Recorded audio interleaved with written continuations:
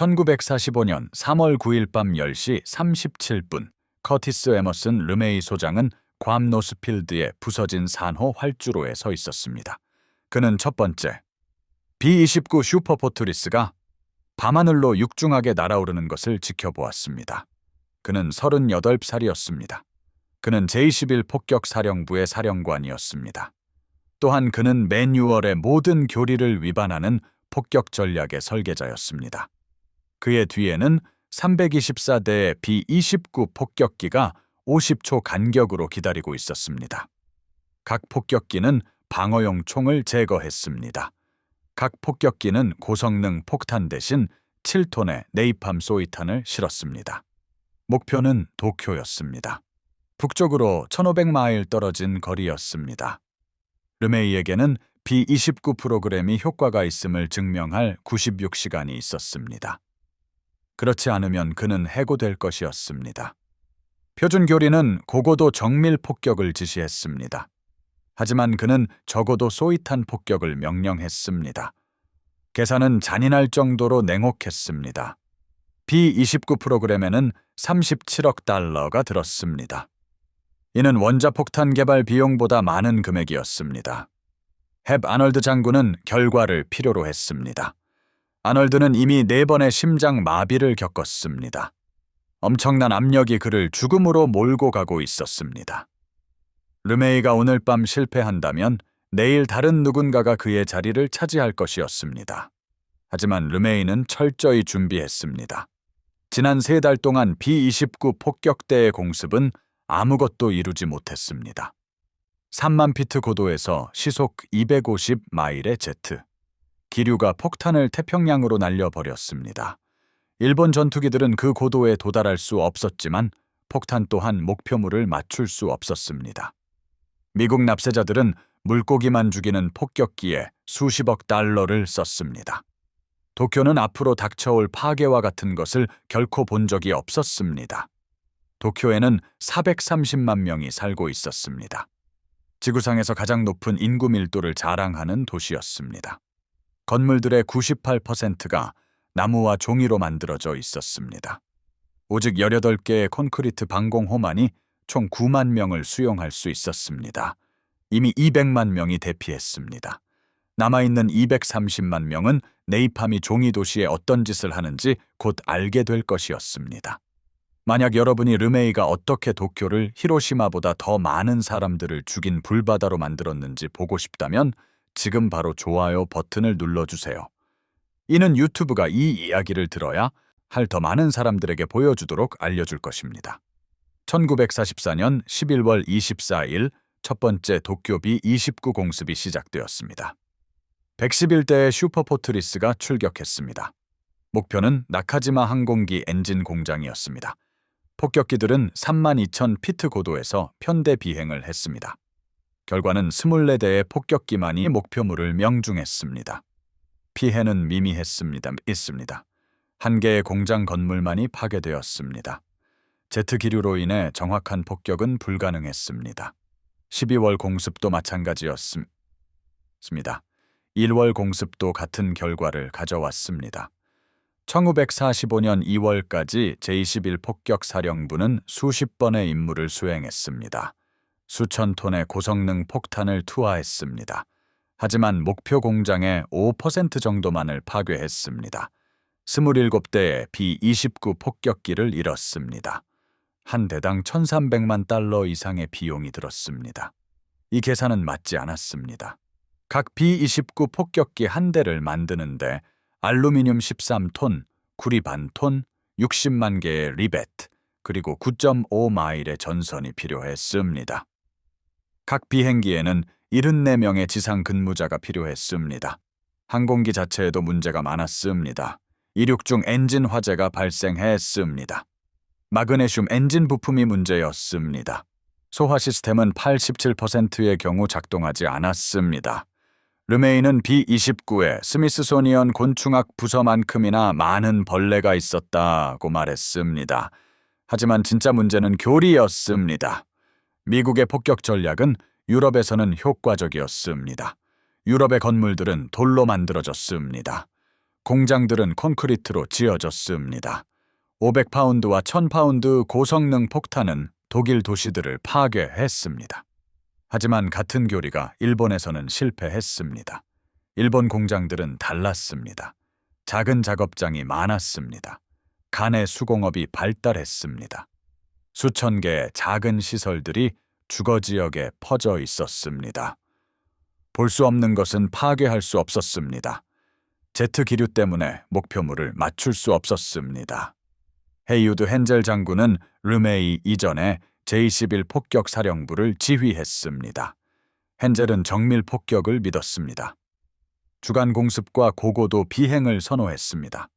오직 군사시설만을 목표로 삼았습니다. 민간인 사상자를 피하는 것을 원칙으로 삼았습니다.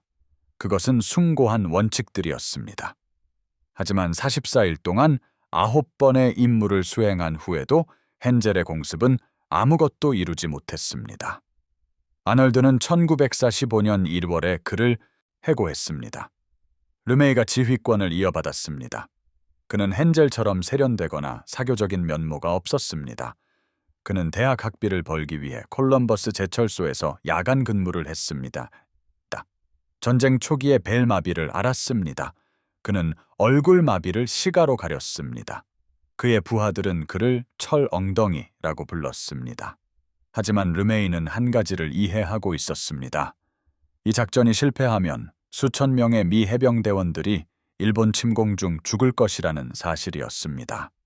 오키나와 침공은 이미 진행 중이었습니다. 12,000명의 미국인이 사망했습니다. 38,000명이 부상당했습니다. 사상자 비율은 점점 더 나빠지고 있었습니다. 미국인 1명당 2명의 일본인 사망자가 발생했습니다. 이 비율대로라면 일본 본토 침공은 50만 명의 미국인 생명을 앗아갈 것이었습니다. 르메이는 다른 접근 방식이 필요했습니다. 더 많은 미국 젊은이들을 희생시키지 않고 일본의 전쟁 생산을 마비시킬 수 있는 방법이었습니다. 1945년 2월 말 괌 노스필드의 르메이 숙소에서 그는 정보 보고서를 연구했습니다. 일본 도시들은 독일 도시들과 달랐습니다. 베를린에는 대피를 위한 지하철이 있었습니다. 함부르크에는 콘크리트 지하실이 있었습니다. 도쿄에는 1m 깊이의 구멍들이 있었습니다. 이는 폭탄에 대해 무용지물이었습니다. 도쿄의 건물들은 돌이 아니었습니다. 나무와 종이로 만들어져 있었습니다. 다다미 매트와 대나무 골조였습니다. 이러한 구조물들은 지진 중 유연하게 움직이도록 설계되었습니다. 지진에서 살아남기에는 완벽했지만 화재에서는 끔찍했습니다. 르메이는 유타 더그웨이 시험장에서의 테스트 결과를 본 적이 있었습니다. 1943년에 미 육군은 2개의 모형 마을을 건설했습니다. 하나는 독일 마을이었고 다른 하나는 일본 마을이었습니다. 완벽하게 복제된 마을이었습니다. 독일 주택은 슬레이트 지붕과 돌담을 가졌습니다. 일본 주택은 나무 골조와 종이 스크린을 가졌습니다. 엔지니어들은 미국이 보유한 모든 소위탄을 테스트했습니다. 결과는 다음과 같았습니다. 독일 구조물에 대해서는 37%가 6분 이내에 소방관의 통제 불능 상태로 불탔습니다. 일본 구조물에 대해서는 68%가 불탔습니다. 그 후 전쟁을 바꾼 무기가 등장했습니다. 바로 EM-69 소위탄이었습니다. 스탠더드 오일 개발 회사에서 개발했습니다. 과학연구개발국에서 자금을 지원했습니다. 디자인은 간단했습니다. 육각형 단면을 가진 강철 파이프였습니다. 지체유전였습니다. 직경은 3인치였습니다. 길이는 20인치였습니다. 무게는 6파운드였습니다. 네이팜으로 채워져 있었습니다. 젤 형태의 휘발유였습니다. 섭씨 800에서 1200도의 온도로 타올랐습니다.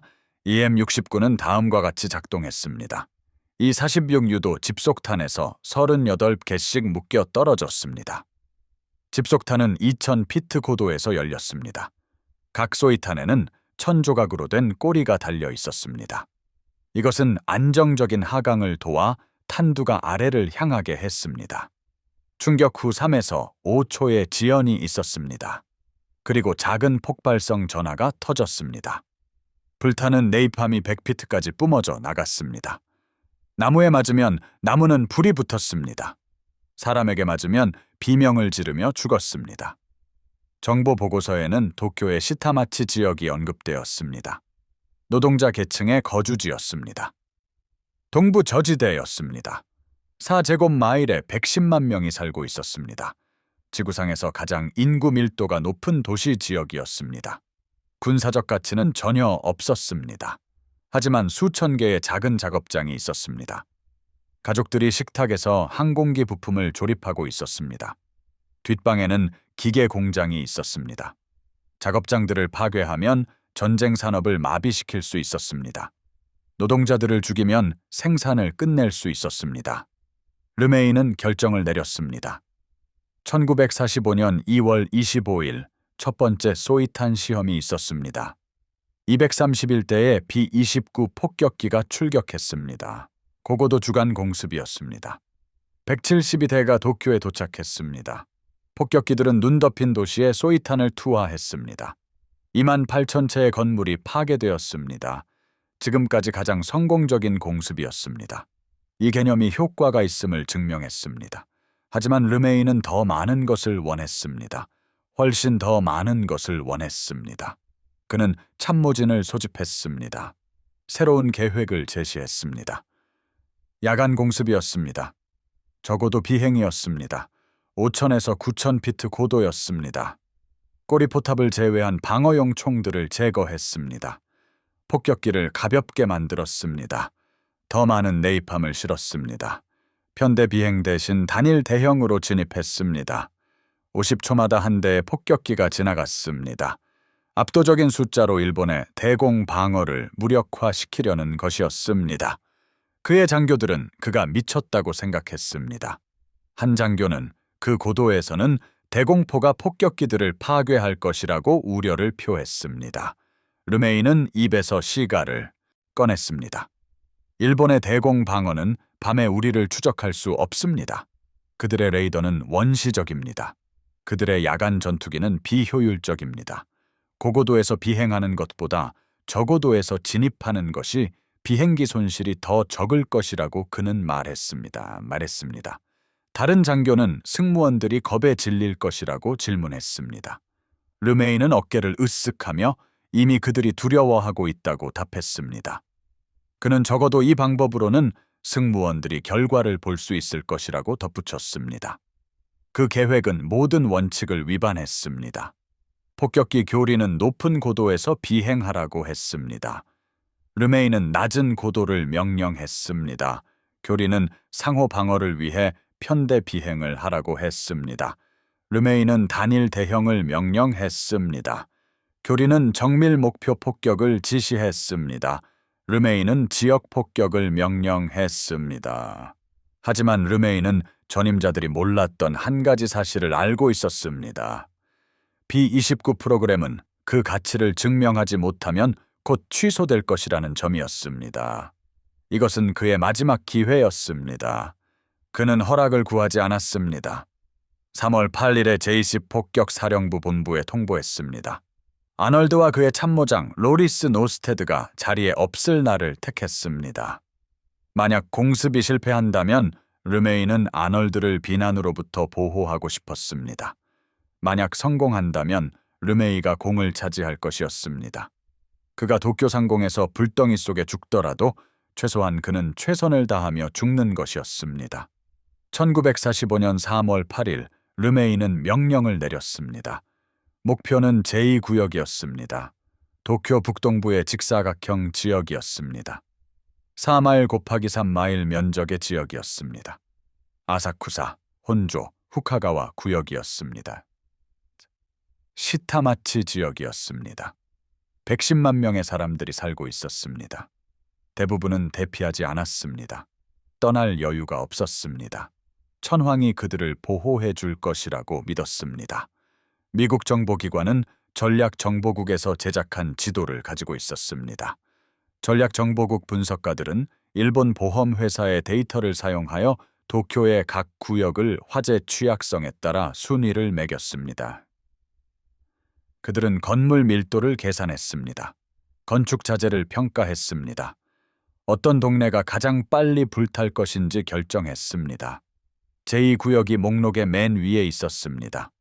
이 임무에는 코드네임이 있었습니다. 작전명 미팅하우스였습니다. 이 이름은 아무 의미도 없었습니다. 이 작전은 인류 역사상 어떤 공습보다도 하룻밤에 더 많은 사람들을 죽일 것이었습니다. 1945년 3월 9일 오후 5시 35분, 괌 노스필드에서 첫 번째 B-29 폭격기가 이륙을 시작합니다. 항공기 사령관은 대기 속도 지시기를 지켜봅니다. 60노트, 80노트, 100노트, 120노트에서 그는 조종관을 뒤로 당깁니다. 7톤의 네이팜은 폭격기를 둔하게 만듭니다. 고도를 올리는데 영원히 걸리는 것 같았습니다. 하지만 폭격기는 상승했습니다. 수평 비행을 하고 도쿄를 향해 북쪽으로 방향을 틀었습니다. 그의 뒤에는 324대의 폭격기가 추가로 이륙합니다. 50초마다 한 대씩이었습니다. 이륙 행렬은 4시간 동안 이어졌습니다. 밤 9시 40분까지 괌, 사이판, 티니 안에 있는 모든 작전 가능한 B-29 폭격기가 공중에 떠 있었습니다. 총 항공기 수는 325대였습니다. 총 폭탄 적재량은 1665톤이었습니다. 50만 개의 EM-69 소위탄이었습니다. 16제곱마일을 불태울 수 있는 충분한 네이팜이었습니다. 폭격기들은 5시간 동안 비행했습니다. 항법등은 꺼져 있었습니다. 무전 침묵 상태였습니다. 대형은 엉성했습니다. 각 조종사는 스스로 비행했습니다. 승무원실은 가압되어 있었습니다. 각 항공기에는 11명의 승무원이 탑승했습니다. 조종사, 부조종사, 폭격수, 항법사, 항공기관사, 무전통신사, 레이더 관측병이 있었습니다. 그리고 중앙사격 통제사수, 좌우사수, 꼬리사수가 있었습니다. 대부분은 20대 초반이었습니다. 20번 이상의 임무를 비행한 사람은 거의 없었습니다. 네이팜이 도시에 어떤 짓을 하는지 본 사람은 아무도 없었습니다. 밤 10시 30분, 도쿄에서 200마일 떨어진 곳에 선도기가 앞서갔습니다. 그들의 임무는 목표를 표시하는 것이었습니다. 네이팜을 X자 모양으로 투하했습니다. 뒤따르는 폭격기들을 위한 조준 지점을 만드는 것이었습니다. 날씨는 맑았습니다. 북서쪽에서 시속 28마일의 바람이 불어왔습니다.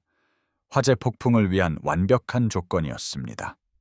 밤 10시 37분, 도쿄의 공습 경보 사이렌이 울렸습니다. 대부분의 주민들은 이를 무시했습니다. 사이렌은 몇 주 동안 밤마다 계속 울렸습니다. 사상자는 거의 없었습니다. 도쿄는 큰 피해를 입지 않았습니다. 사람들은 경보에 익숙했습니다.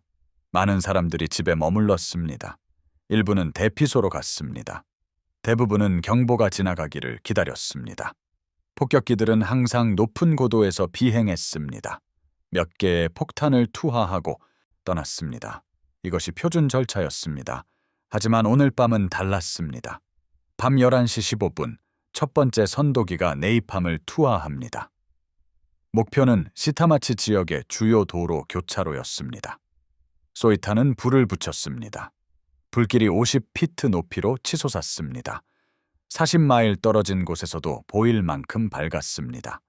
뒤따르는 폭격기들은 항법이 필요 없었습니다. 그들은 불을 향해 조준했습니다. 밤 11시 20분, 주력 부대가 도착했습니다. 279대의 B-29 폭격기가 도쿄에 도달했습니다. 그들은 5,000에서 9,000피트 고도로 진입했습니다. 거리를 볼 수 있을 만큼 낮았습니다. 도시의 냄새를 맡을 수 있을 만큼 낮았습니다. 각 폭격수는 폭탄창 문을 열었습니다. 간격 제어 장치가 집속탄을 순서대로 방출했습니다. 각 항공기는 40개의 E-46 집속탄을 투하했습니다. 총 한 대당 1,520개의 AM-69 소위탄이었습니다. 소위탄이 떨어졌습니다. 천조각 꼬리가 하강 속도를 늦췄습니다. 탄두가 아래를 향했습니다. 충격이 발생했습니다. 3초의 지연이 있었습니다. 그리고 네이팜이 폭발했습니다. 불타는 젤이 지붕을 가로질러 뿜어져 나갔습니다. 종이벽을 뚫고 들어갔습니다. 다다미 매트에 불을 붙였습니다. 몇 초 만에 전체 구역이 불에 타기 시작했습니다. 도쿄 소방서가 출동했습니다. 8,000명의 소방관이 있었습니다. 하지만 그들은 즉시 압도당했습니다. 각 소방관은 100개의 개별 화재에 직면했습니다. 불길이 합쳐졌습니다. 초고열 바람을 만들어냈습니다. 온도는 화씨 1800도에 도달했습니다. 나무 구조물은 불길이 닿기도 전에 불이 붙었습니다. 초고열 공기에서 나오는 증기가 불이 닿기 전에 사람들을 죽였습니다. 하시모토 요시코는 24살이며 도쿄 스미다 지역에서 아기와 어머니, 아버지, 그리고 여동생과 함께 살고 있습니다. 그녀의 남편은 도시 밖에 주둔하고 있는 육군 장교입니다. 그녀는 공습을 한 번도 본 적이 없었습니다. 폭탄이 떨어지기 시작하자 그녀는 밖으로 뛰쳐나갑니다. 요시코는 B-29 폭격기들이 수많은 소위탄을 투하하는 소리가 돌풍 같았다고 말했습니다. 그녀는 공습의 강도에 깜짝 놀랐습니다. 공격이 시작될 때 니헤이 하루요는 실내에 있었습니다. 그녀의 가족은 지하 대피소로 피했습니다. 몇 분도 차에 지나지 않아 그녀는 폭발음을 듣습니다. 어머니들은 아이들을 찾으며 비명을 지릅니다. 아이들은 부모를 찾으며 울부짖습니다. 그녀의 아버지는 이곳에 머물면 산채로 불에 타 죽을 것이라는 것을 깨달았습니다. 그는 우리는 도망쳐야 한다고 말했습니다. 그들은 지옥으로 나왔습니다. 니헤이 하루요는 그날 밤 강한 바람이 불었으며 대피소에서 나왔을 때 주위에 온통 불길만 보였다고 말했습니다. 기판됐시다. 불타는 옷가지와 다다미, 잔해들이 길을 따라 날아가며 마치 불타는 강물처럼 보였다고 회상했습니다. 그녀는 가족들이 손을 잡고 달리는 모습을 보았습니다. 니헤이 하루요는 어머니 등에 불이 붙은 아기를 보았다고 말했습니다. 불타는 아이들이 여전히 달리고 있었다고 덧붙였습니다. 21살의 키요오카 부인은 스미다 강으로 탈출합니다. 수천 명의 사람들이 같은 생각을 했습니다.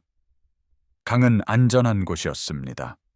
물은 불로부터 사람들을 보호했습니다. 그러나 강은 좁았습니다. 이미 사람들로 가득 차 있었습니다. 그녀는 강물로 들어갑니다. 밤새도록 머리에 물을 뿌려 머리카락이 타는 것을 막았습니다. 불바다의 열기가 너무 강렬해서 강물은 거의 끓는 듯했습니다. 시체들이 떠내려갔습니다. 일부는 여전히 불타고 있었습니다. 아침에 그녀는 어머니를 만납니다. 어머니는 겨우 살아 있었지만 형체를 알아볼 수 없을 정도로 불에 탔습니다.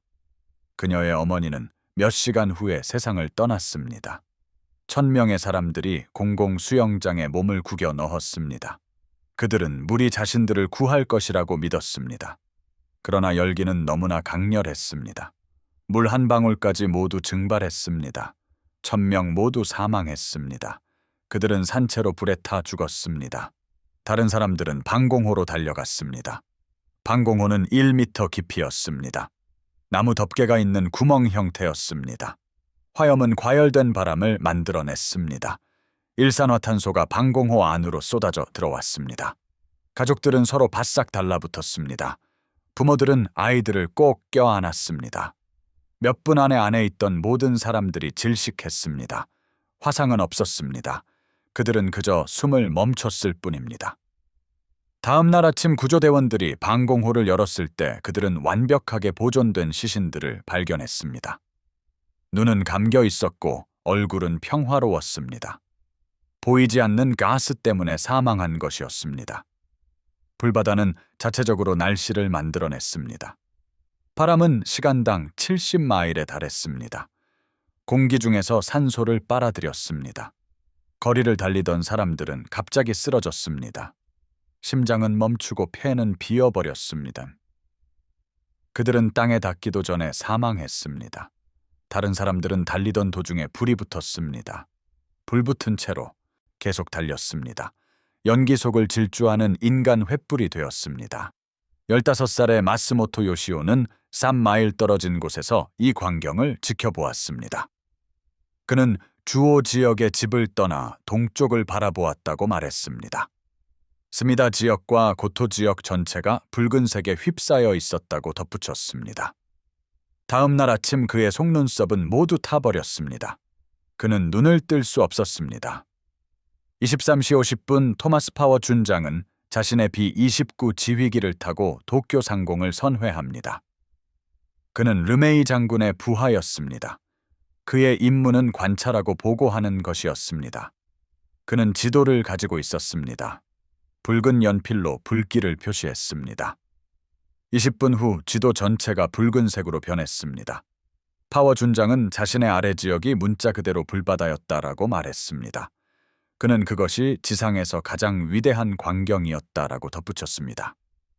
보스턴 글로브지의 종군 기자 마틴 셰리든은 패치스라는 이름의 B-29 폭격기를 타고 비행합니다. 그는 이 공습에 참가한 유일한 언론인이었습니다. 셰리든은 1942년 보스턴에서 발생한 코코넛 그로브 화재의 생존자였습니다.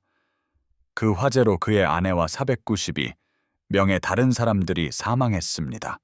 이제 그는 도시 전체가 불타는 것을 지켜보고 있습니다. 그는 항법사가 조종사에게 도쿄로 향하는 방위를 알려줄 필요가 없었다라고 말했습니다. 어둠에 잠긴 도시에서 40마일 떨어진 곳에서도 수평선 너머로 불타는 수도의 붉은 빛이 보였다라고 덧붙였습니다. 7,000피트 상공에 폭격기까지 타는 냄새가 도달했습니다. 타는 나무 냄새, 타는 종이 냄새, 타는 살 냄새였습니다. 산소 마스크를 벗은 승무원들은 그 악취에 구역질을 했습니다. B-29 폭격기 총사 에드 로스는 열린 폭탄창 문 앞에 서서 도시가 불타는 냄새를 맡는 것을 상상할 수 있느냐고 물었습니다. 그는 그것이 끔찍했다고 말했습니다. 그처럼 낮은 고도에서는 산소 마스크를 착용하지 않았다고 덧붙였습니다. 그는 그저 냄새가 역겨웠다고 표현했습니다. 그 이후로 그런 냄새는 맡아본 적이 없고 앞으로도 맡고 싶지 않다고 했습니다. 일부 B-29 폭격기들은 아래에서 올라오는 불길의 상승 기류를 만났습니다. 폭격기를 뒤집을 만큼 강력한 열 기둥이었습니다. 조종사들은 통제력을 되찾기 위해 애썼습니다. 천장 패널에서 코르크 단열재가 비처럼 쏟아져 내렸습니다. 항공기 내부 온도가 상승했습니다. 얼굴에서는 땀이 비 오듯 흘러내렸습니다. 하지만 폭격기들은 계속해서 날아왔습니다. 50초마다 한 대씩 2시간 동안 이어졌습니다. 일본의 방공망은 느리게 대응했습니다. 야간 전투기들이 출격했지만 목표물을 찾을 수 없었습니다. 279대의 개별 항공기에 대해 레이더는 무용지물이었습니다. 대공포들은 연기 속으로 맹목적으로 발사되었습니다. 몇 발의 포탄이 B-29 폭격기들을 맞췄습니다. 대부분은 빗나갔습니다. 폭격기들은 너무 빠르게 움직였습니다. 목표물이 너무 많았습니다. 일본군 포수들은 어디를 겨냥해야 할지 알 수 없었습니다. 3월 10일 01시가 되자 대부분의 폭격기들은 폭탄을 투하하고 본국으로 돌아갔습니다. 연료 탱크는 비었고 승무원들은 지쳐 있었습니다. 하지만 그들 뒤에는 도쿄가 불타고 있었습니다. 불바다는 이제 스스로 유지되었습니다. 더 이상 폭탄이 필요하지 않았습니다. 과열된 바람은 불 토네이도를 만들어냈습니다. 트위스터처럼 회전하는 100피트 높이의 불꽃 기둥이었습니다. 그것들은 도시를 가로질러 움직였습니다. 그 경로에 있는 모든 것을 삼켜버렸습니다. 목조 건물들은 산산조각나 폭발했습니다. 소용돌이에 갇힌 사람들은 공중으로 들어 올려졌습니다. 그들은 땅에 떨어지기도 전에 불에 탔습니다. 02시 37분 공습 경보가 해제되었습니다. 그러나 불길은 이후 8시간 동안 멈추지 않았습니다. 소방서는 포기했습니다. 수압은 없었습니다. 주요 송수관은 파괴되었습니다. 새렸습니다. 소방관들은 사망하거나 대피했습니다. 도시는 스스로 불타 없어졌습니다. 불길이 잦아들었을 때 16제곱마일의 지역이 사라졌습니다. 26만 7천 채의 건물이 파괴되었습니다. 10만 명의 사람들이 사망했습니다. 이는 보수적인 추정치입니다. 일부는 12만 5천 명이라고 말합니다. 아무도 확실히 알지 못합니다. 너무 많은 시신들이 형체를 알아볼 수 없을 정도로 불에 탔습니다. 너무 많은 사람들이 단순히 사라졌습니다. 열기 속에서 증발한 것입니다. 100만 명의 사람들이 노숙자가 되었습니다. 그들이 소유했던 모든 것이 사라졌습니다. 음식도, 물도, 약도 없었습니다. 생존자들은 겨우 움켜쥔 얼마 안 되는 것을 들고 거리를 헤맸습니다. 대부분은 아무것도 가지고 있지 않았습니다. 그저 등 뒤에 옷가지뿐이었습니다. 불에 탄 옷, 찢어진 옷이었습니다. 일부는 옷이 모두 불타버려 나체 상태였습니다. 미국의 손실은 14대의 B-29 폭격기와 96명의 실종된 조종사였습니다. 대부분은 기계 고장으로 추락했습니다. 몇 대는 대공포에 의해 격추되었습니다. 10만 명의 일본인 사망자에 비하면 미국의 사상자는 미미한 수준이었습니다. 르메이 장군은 이를 성공이라고 불렀습니다. 역사상 가장 위대한 공습이었습니다. 르메이 장군이 다음에 한 일은 태평양 전쟁 전체의 판도를 바꿀 것이었습니다. 계속해서 함께 해주십시오. 1945년 3월 10일 공사 시 르메이 장군은 피해 평가 사진들을 받습니다. 정찰용 B-29 폭격기들이 첫 새벽에 도쿄를 촬영했습니다. 사진들은 상상하기 힘든 파괴를 보여줍니다. 16제곱마일의 도시 지역이 잿더미로 변했습니다. 벽돌 건물들만이 서 있었습니다. 다른 모든 것은 사라졌습니다. 정보 분석가들은 하룻밤 사이에 도쿄 산업 생산 능력의 20%가 파괴되었다고 추정했습니다. 르메이 장군은 개념이 입증되었음을 알고 있습니다. 하지만 그는 멈출 수 없었습니다. 일본은 여전히 산업 생산 능력을 가지고 있었습니다. 여전히 항공기를 만들고 있었습니다. 여전히 조종사들을 훈련시키고 있었습니다. 여전히 싸우고 있었습니다. 오키나와 침공은 계속되고 있었습니다. 해병대원들은 매일 죽어가고 있었습니다. 르메이 장군은 이 전쟁을 끝내야 했습니다. 1945년 3월 10일 18시 다음 임무가 시작됩니다. 목표는 일본에서 세 번째로 큰 도시인 나고야였습니다. 항공기 제조 중심지였습니다. 274대의 B-29 폭격기들이 1790톤의 소이탄을 투하했습니다. 결과는 2.3제곱마일이 불에 탔습니다. 2,000명이 사망하고 12,000채의 건물이 파괴되었습니다. 도쿄보다 효과는 적었습니다. 나고야는 더 나은 소방 장비를 갖추고 있었습니다. 도로도 더 넓었습니다. 인구 밀집 지역도 덜 조밀했습니다. 하지만 여전히 상당한 피해가 있었습니다. 3월 13일 목표는 오사카였습니다. 일본에서 두 번째로 큰 도시였습니다. 주요 항구이자 산업 중심지였습니다. 274대의 B-29 폭격기들이 1733톤의 소이탄을 투하했습니다. 결과는 8.1제곱마일이 불에 탔습니다. 3,987명이 사망했고 13만 4천 채의 건물이 파괴되었습니다. 또 다른 성공이었습니다. 3월 16일 르메이 장군은 고베로 돌아갑니다. 일본에서 여섯 번째로 큰 도시였습니다. 주요 조선업 중심지였습니다. 331대의 B-29 폭격기들이 2,355톤의 소이탄을 투하했습니다. 결과는 2.9제곱마일이 불에 탔습니다. 8,841명이 사망했습니다. 65만 명의 이재민이 발생했습니다. 고베의 항만시설은 파괴되었습니다. 조선업은 몇 달 동안 중단되었습니다. 3월 19일 나고야에 대한 두 번째 공습이 있었습니다. 290대의 B-29 폭격기가 출격했습니다.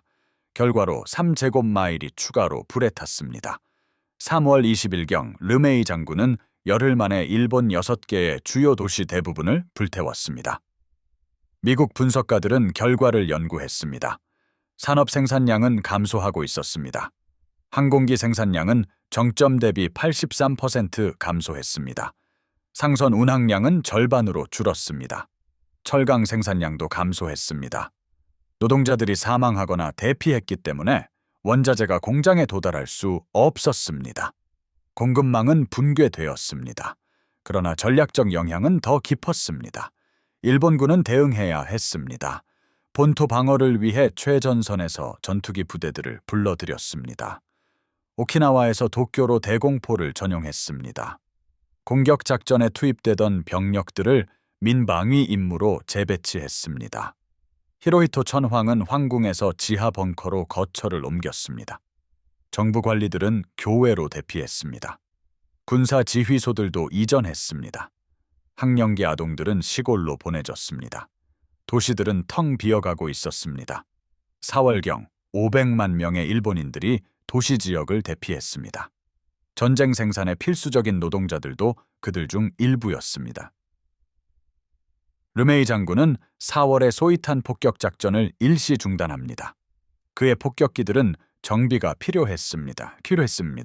승무원들은 휴식이 필요했습니다. 보급선도 길게 늘어져 있었습니다.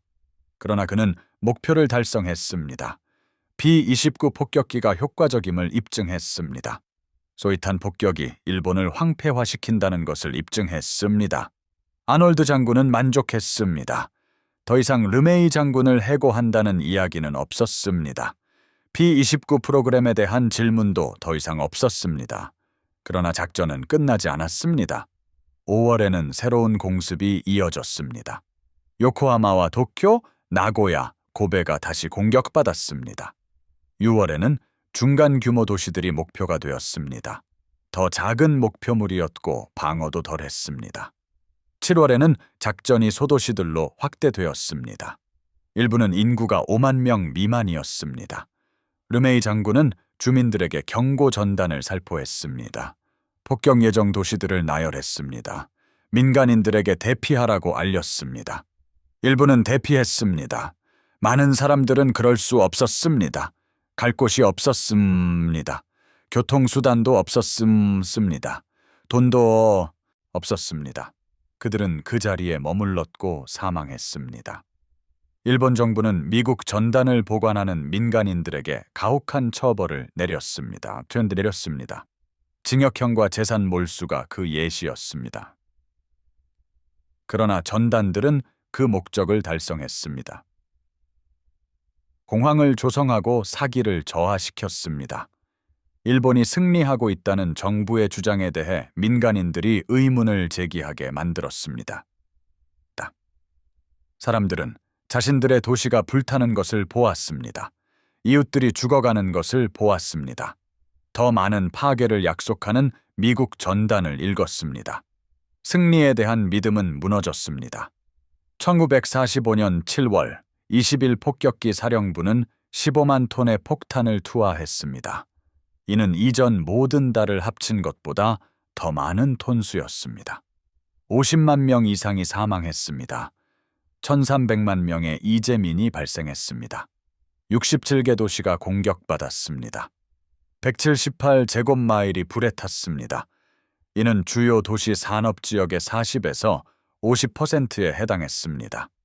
일본의 전쟁 생산은 마비되었습니다.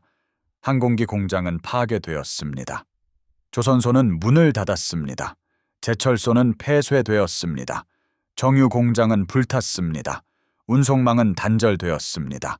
공급망은 붕괴되었습니다. 군사 비축량은 고갈되었습니다. 본토섬들은 굶주리고 있었습니다. 1945년 8월경 재래식 폭격은 원자폭탄보다 더 많은 일본 민간인을 죽였습니다. 소이탄 폭격으로 33만 명이 사망한 반면 히로시마와 나가사키를 합쳐 24만 6천 명이 사망했습니다. 소이탄 폭격은 역사에서 덜 주목받습니다. 원자폭탄은 극적이고 즉각적이었습니다. 비행기 한 대, 폭탄 한 발, 도시 하나를 파괴하는 것이었습니다. 소이탄 폭격은 점진적이었습니다. 수십 차례의 공습과 수백 대의 폭격기가 사용되었습니다. 그러나 누적 효과는 더 컸습니다. 사오토메 가츠모토는 3월 10일 당시 8살이었습니다. 그는 불바다에서 살아남았습니다. 수십 년 동안 생존자 증언을 수집했습니다. 2006년에 도쿄 대공습 및 전쟁 피해 자료 센터를 설립했습니다. 그의 도서관에는 수천 개의 증언이 담겨 있습니다. 모든 것을 잃은 사람들의 이야기입니다. 그는 2025년 5월 10일 사망했습니다. 그러나 그의 작업은 계속되고 있습니다. 생존자들은 세부 사항을 기억합니다. 하시모토 요시코의 어머니는 불이 붙었습니다. 머리카락이 불타고 있었습니다. 불길이 그녀를 삼키는 동안 그녀는 달렸습니다. 고통 속에서 사망했습니다. 요시코는 여전히 어머니의 얼굴을 봅니다. 잊을 수 없습니다. 니헤이 하루요의 어머니는 스미다 강으로 뛰어들었습니다. 등에 업은 니헤이의 어린 남동생을 보호하려 했습니다. 파편이 그녀의 목을 맞췄습니다. 어린 남동생은 이마에 화상을 입었습니다. 둘 다 평생 흉터가 남았습니다. 어머니는 몇 년 후에 사망했습니다. 흉터는 결코 아물지 않았습니다. 키오카 부인은 강가에서 어머니가 죽어가는 것을 지켜보았습니다. 어머니의 몸 90%가 화상으로 덮여 있었습니다. 그녀는 마지막 순간까지 의식이 있었습니다. 물을 애원했습니다. 키오카는 줄 물이 없었습니다. 어머니는 그녀의 손을 잡고 사망했습니다. 생존자들은 인정받기 위해 수십 년을 싸웠습니다. 일본 정부는 어떠한 보상도 제공하지 않았습니다. 사과도 공식 기념관도 없었습니다. 보수 정치인들은 소이탄 폭격이 정당한 전쟁 전술이라고 주장했습니다. 민간인의 고통을 인정하기를 거부했습니다. 사회주의 정치인들은 생존자들을 지지했습니다. 그러나 보수주의자들이 우세했습니다.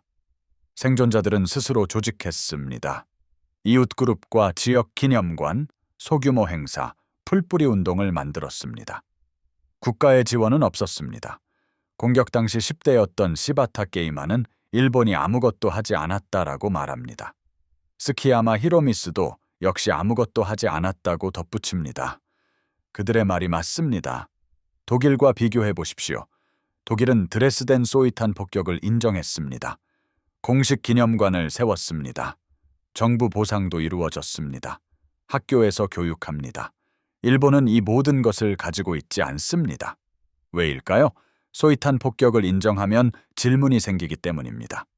일본의 전쟁 범죄에 대한 질문이 나옵니다. 중국에서의 침략 행위에 대한 질문이 나옵니다. 누가 전쟁을 시작했는지에 대한 질문이 나옵니다. 일본의 보수주의자들은 그러한 질문을 원하지 않습니다. 그러나 생존자들은 계속 노력하고 있습니다. 스키야마는 모리시타 저 구역 주민들과 함께 사망자 명단을 작성했습니다. 이 길고 상세한 두루마리는 모리시타 주민센터에 전시되어 있습니다. 매년 추모식이 열립니다. 생존자 증언이 기록됩니다. 다음 세대에게 교육합니다. 정부의 저항에도 불구하고 기억은 살아남습니다. 미국의 관점은 다릅니다. 역사가들은 소이탄 폭격의 도덕성에 대해 논쟁합니다. 일부는 이를 전쟁 범죄라고 부릅니다. 민간인 표적 공격은 국제법을 위반합니다. 다른 이들은 군사적 필요성을 주장합니다. 일본의 간해 산업은 주거 지역을 군사 목표물로 만들었습니다. 노동자들을 죽임으로써 생산을 중단시켰습니다. 이는 전쟁을 단축시켜 미국인의 생명을 구했습니다. 두 주장 모두 일리가 있습니다. 그러나 둘 다 불완전합니다. 르메이 장군 자신도 도덕적 문제를 인정했습니다. 그는 만약 전쟁에서 졌다면 자신은 전범으로 재판받았을 것이라고 말했습니다. 다행히도 우리는 승전국이었습니다. 그는 결코 후회하지 않았습니다. 사과하지도 않았습니다. 그는 소이탄 폭격이 필요했다고 믿었습니다. 이는 생명을 구했다고 믿었습니다. 아마도 그가 옳았을 수도 있습니다. 아마도 그가 틀렸을 수도 있습니다. 역사는 명확한 답을 주지 않습니다. 분명한 것은 소이탄 폭격으로 33만 명의 일본 민간인이 사망했다는 것입니다. 대부분은 여성과 어린이, 그리고 노인이었습니다. 대부분은 군대와 아무런 관련이 없었습니다. 대부분은 지리적 요인의 희생자였습니다. 그들은 미국이 파괴해야 했던 도시에 태어났습니다.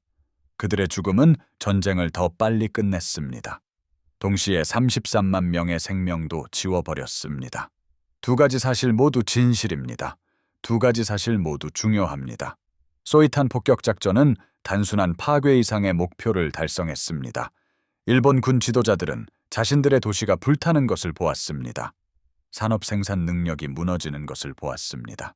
인구가 대피하는 것을 보았습니다. 복음망이 붕괴되는 것을 보았습니다. 그들은 전쟁이 패배했음을 깨달았습니다. 히로시마 때문이 아니었습니다. 나가사키 때문도 아니었습니다. 커티스 르메이 장군이 원자폭탄이 떨어지기 전에 67개 도시를 불태웠기 때문입니다. 소련은 이를 주시했습니다. 스탈린은 기록했습니다. 소련군은 미국의 전술을 분석했습니다. 네이팜탄의 효과를 연구했습니다. 비슷한 무기를 시험했습니다. 냉전은 소위탄전을 특징으로 할 것이었습니다. 한국 전쟁에서도 그러했습니다. 베트남 전쟁에서도 마찬가지였습니다. 두 전쟁 모두 광범위한 네이팜탄 사용을 보였습니다. 미팅하우스 작전의 유산은 계속됩니다. 일본의 항복에는 여러 원인이 있었습니다. 소련의 선전포고가 있었습니다. 원자폭탄이 투하되었습니다. 해상 봉쇄도 있었습니다. 잠수함 작전도 있었습니다. 그러나 소위탄 폭격이 항복의 조건을 만들었습니다. 군산 복합체를 파괴했습니다. 민간인의 사기를 꺾었습니다. 전쟁 지속을 불가능하게 만들었습니다. 히로히토 천하황은 항복 발표에서 도시의 파괴를 언급했습니다. 원자폭탄도 언급했습니다. 그러나 재래식 폭격은 이미 전쟁에서 승리했습니다. 원자폭탄은 극적으로 전쟁을 끝냈습니다. 재래식 폭격은 실질적으로 전쟁을 끝냈습니다. 현대 공군은 미팅하우스 작전을 연구합니다. 사관학교에서는 이 작전을 가르칩니다. 지역 폭격에 대한 교훈을 배웁니다. 민간인 표적 공격에 대한 교훈도 배웁니다. 전략전쟁의 도덕적 함의에 대해서도 배웁니다.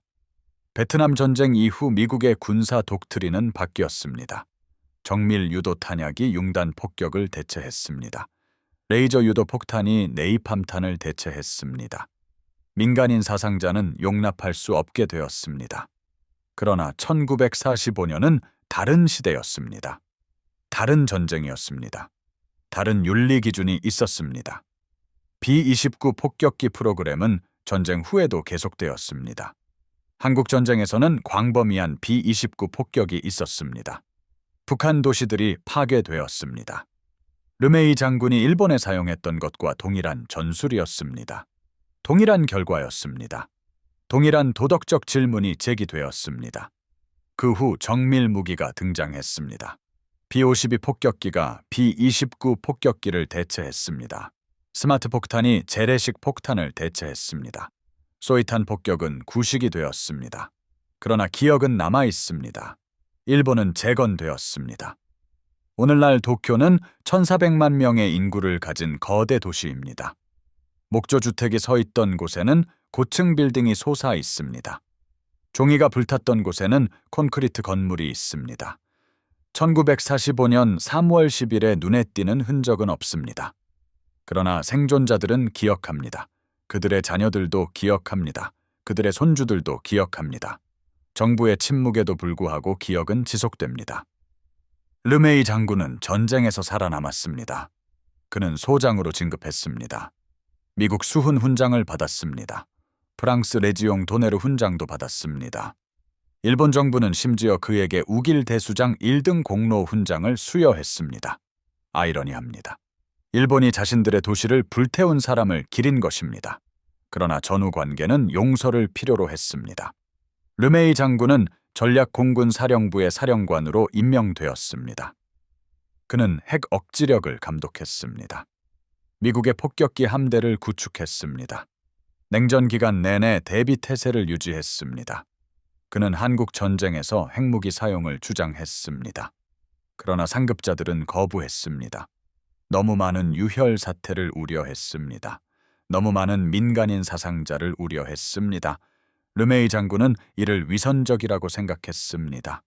그는 이미 재래식 폭탄으로 수십만 명을 죽였습니다. 핵폭탄이 무슨 차이를 만들겠느냐고 생각했습니다. 1962년 쿠바 미사일 위기였습니다. 르메이 장군은 쿠바에 있는 소련 미사일 기지 폭격을 주장했습니다. 케네디 대통령은 이를 거부했습니다. 외교적 해결책을 선택했습니다. 르메이 장군은 공개적으로 반대했습니다. 거의 헌정 위기를 초래할 뻔했습니다. 1965년에 은퇴했습니다. 1968년에는 조지 월러스와 함께 부통령 후보로 출마했습니다. 처참하게 패배했습니다. 그는 1990년 10월 1일 캘리포니아 마취 공군 기지에서 83살의 나이로 사망했습니다. 공군 사관학교 묘지에 안장되었습니다. 그의 유산은 복잡합니다. 그는 전쟁에서 승리했습니다. 미국인의 생명을 구했습니다. 그러나 수십만 명의 민간인을 죽였습니다.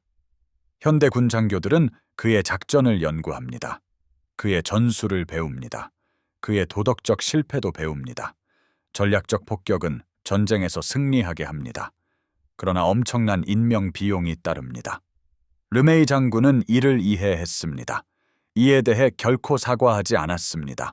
결코 뒤돌아보지 않았습니다. 일부는 그를 전쟁 범죄자라고 부릅니다. 다른 이들은 그를 영웅이라고 부릅니다.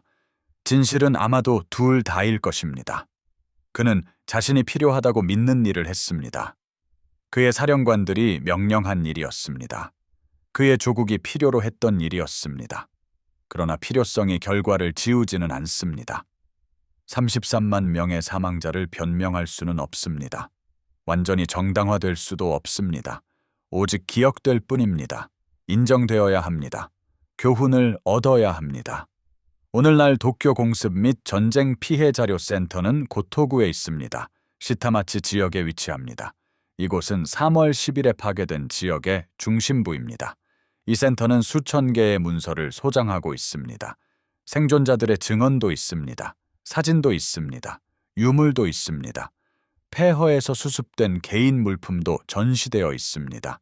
불에 탄 옷도 있습니다. 녹아내린 금속도 있습니다. 새까맣게 탄 나무도 있습니다. 파괴의 물리적 증거들입니다. 방문객들은 생존자들의 증언을 읽을 수 있습니다. 영상 증언을 시청할 수 있습니다. 전후 사진을 볼 수 있습니다.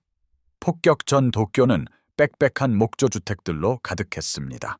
폭격 후 도쿄는 평평한 잿더미가 되었습니다. 아무것도 서 있지 않았습니다. 16제곱마일 전체가 잿더미였습니다. 매년 3월 10일 스미다 공원에서 추모식이 열립니다.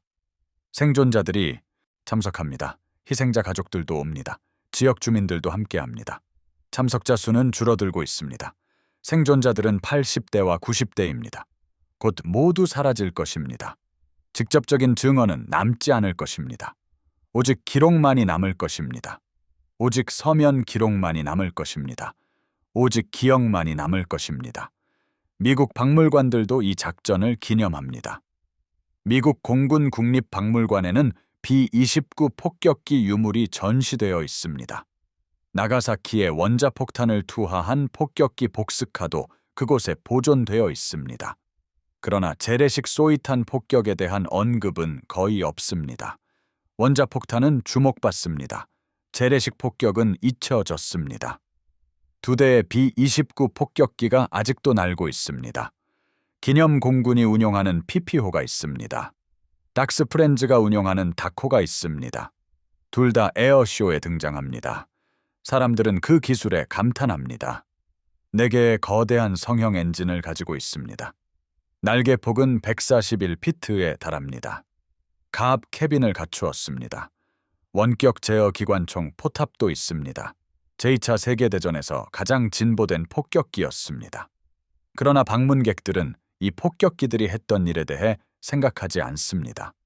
도쿄가 불타는 모습을 상상하지 않습니다.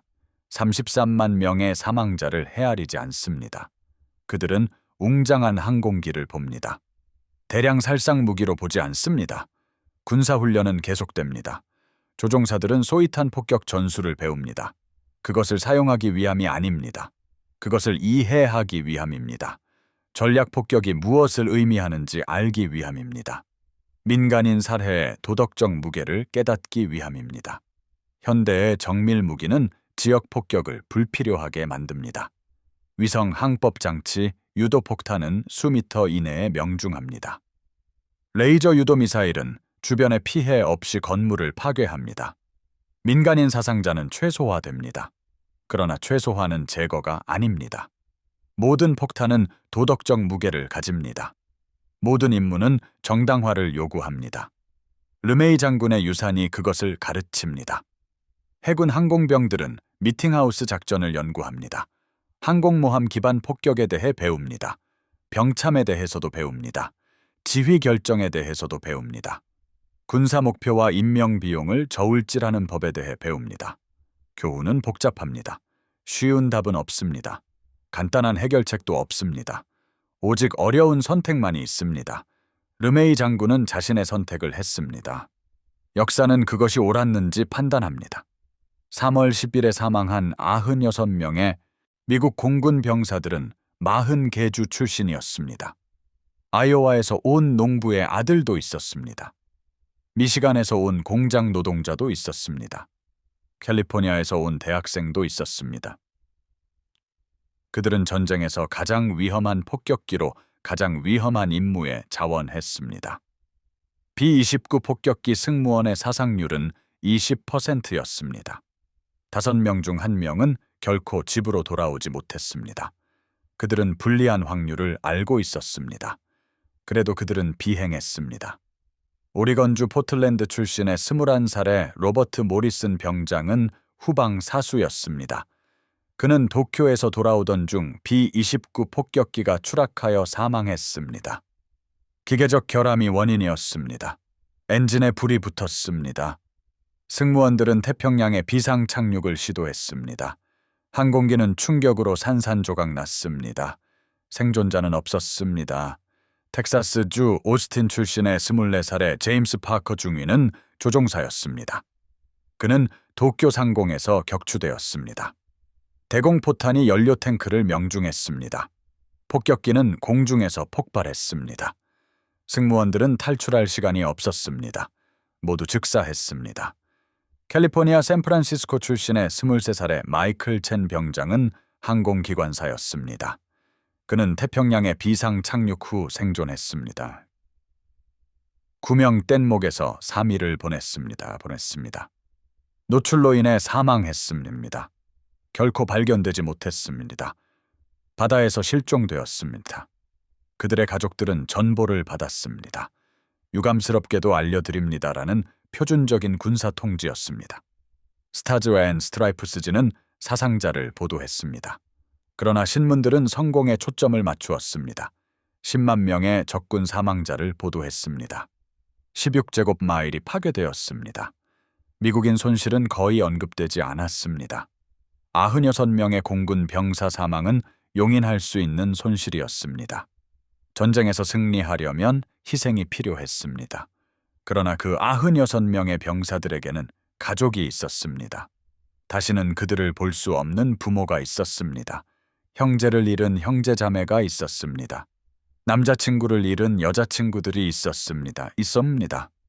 남편을 잃은 아내들이 있었습니다. 아버지 없이 자라야 할 아이들도 있었습니다.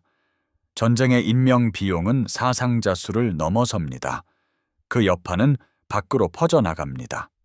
모든 사람에게 영향을 미칩니다. 일본인 희생자들은 숫자를 세기 더 어렵습니다. 공식 추정치는 10만 명의 사망자입니다. 그러나 많은 시신이 결코 발견되지 못했습니다. 열기 속에서 증발했습니다.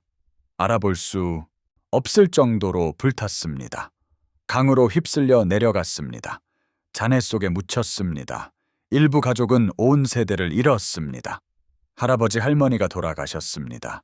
부모님이 돌아가셨습니다. 자녀들이 돌아가셨습니다. 모두 하룻밤 사이에 사망했습니다. 이름은 기록되지 않았습니다. 삶은 잊혀졌습니다. 역사책의 통계 수치일 뿐입니다. 하시모토 요시코는 어머니와 아버지, 여동생을 잃었습니다. 그녀의 아기는 살아남았습니다. 그녀의 남편도 살아남았습니다. 그러나 3명의 가족을 잃었습니다. 시신은 결코 수습되지 않았습니다. 장례식도 치르지 못했습니다. 오직 기억만이 남았습니다. 그녀가 잊을 수 없는 얼굴들이었습니다. 그녀는 여전히 비명소리를 듣습니다. 눈을 감으면 여전히 불길을 봅니다. 니헤이 하루요는 수년 후 어머니를 잃었습니다. 그러나 3월 10일이 죽음의 시작이었습니다. 화상은 결코 치유되지 않았습니다. 흉터는 감염되었습니다. 고통은 끊이지 않았습니다. 어머니는 수십 년 동안 고통받았습니다. 이 모든 것이 커티스 르메이 장군이 적어도 폭격을 명령했기 때문이었습니다. 이 모든 것이 스탠더드 오일 개발 회사가 네이팜탄을 발명했기 때문이었습니다. 이 모든 것이 전쟁이 비용에 관계없이 승리를 요구했기 때문이었습니다. 그래서 이러한 이야기들이 중요합니다. 공식 역사서는 날짜를 기록합니다. 숫자도 기록합니다. 달성된 전략적 목표도 기록합니다. 그러나 그들은 산채로 불타는 것이 어떤 느낌인지 기록하지 않습니다. 어머니가 죽어가는 것을 보는 것이 어떤 느낌인지 기록하지 않습니다. 도시가 비명을 지르는 소리를 기록하지 않습니다. 10만 명의 사람들이 불타는 냄새를 기록하지 않습니다. 우리는 이 이야기들을 전하여 그 죽음들이 의미를 가지도록 합니다. 그래서 희생이 잊히지 않도록 합니다. 그래서 공포가 반복되지 않도록 합니다. 그래서 미래의 장군들이 도시를 불태우기 전에 2번 생각하도록 합니다. 그래서 미래의 정치인들이 전쟁의 대가를 이해하도록 합니다. 단순히 돈만이 아닙니다. 단순히 병사들만이 아닙니다. 민간인들도 포함됩니다. 가족들도 포함됩니다. 어린이들도 포함됩니다. 대체할 수 없는 생명들입니다. 지울 수 없는 기억들입니다. 이 이야기가 저희에게 그랬던 것처럼 여러분의 마음을 움직였다면 지금 바로 부탁 하나 들어주십시오. 좋아요 버튼을 눌러주십시오. 모든 좋아요는 유튜브에 이 이야기를 더 많은 사람들에게 보여달라고 말하는 것입니다. 구독 버튼을 누르고 알림을 켜주십시오. 저희는 매일 먼지 쌓인 기록 보관소에서 잊혀진 이야기들을 찾아내고 있습니다. 포기하지 않았던 병사들의 이야기입니다. 불가능한 임무를 비행했던 조종사들의 이야기입니다. 구축함을 추격했던 잠수함 승조원들의 이야기입니다. 실제 인물들의 이야기입니다. 실제 영웅들의 이야기입니다. 실제 희생에 대한 이야기입니다. 지금 바로 댓글을 남겨주십시오. 어디에서 시청하고 계신지 알려주십시오. 미국입니까? 영국입니까? 캐나다입니까? 호주입니까? 일본입니까? 인도입니까? 필리핀입니까? 독일입니까? 우리 공동체는 전 세계로 뻗어 있습니다. 여러분은 단순한 시청자가 아닙니다. 이러한 기억을 살아있게 하는데 여러분이 함께하고 있습니다. 여러분의 위치를 알려주십시오. 가족 중에 참전 용사가 있는지 말씀해 주십시오. 이 이야기가 여러분에게 무언가를 가르쳐 주었는지 알려주십시오. 여러분이 여기 계시다는 것을 알려주십시오. 시청해 주셔서 감사합니다. 1945년 3월 10일에 사망한 10만 명의 민간인이 침묵 속에 사라지지 않도록 해주셔서 감사합니다. 집으로 돌아오지 못한 96명의 미국 공군 병사를 기억해 주셔서 감사합니다. 이 남성, 여성, 그리고 어린이들은 기억될 가치가 있습니다. 여러분이 그렇게 되도록 돕고 계십니다. 그들의 이야기는 중요합니다. 그들의 삶은 중요했습니다. 그들의 희생은 중요했습니다. 그들이 잊히지 않도록 해주십시오.